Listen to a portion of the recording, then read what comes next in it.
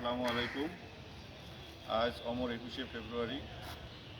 ভাষা আন্দোলনের এই দিনটি অনেক গুরুত্বপূর্ণ। আমরা ছোট ছেলেমেয়েদের সাথে নিয়ে ব্রাইট ফিউচার স্কুল রংপুর থেকে আমরা শহীদ মিনারে ফুল দিয়েছি।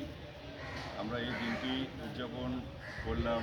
এই দিনটি আমরা পেতাম না যদি আমাদের ভাই রফিক, জব্বার, বরকত, সালাম সহ যদি এই ভাইয়েরা রক্ত না দিত বা শহীদ না হতো, তাহলে হয়তো বা এই দিনটি আমরা পেতাম না।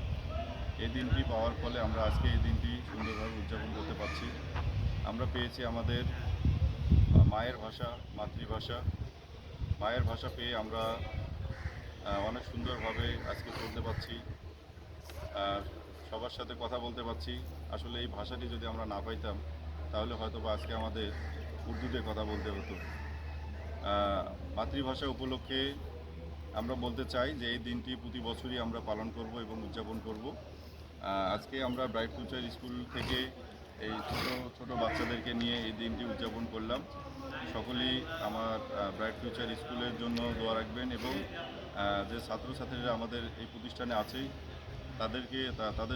তাদেরকে নিয়ে আমরা থাকবো এবং তাদের জন্য আপনারা দোয়া করবেন। এই বলে সংক্ষিপ্ত বক্তব্য শেষ করছি।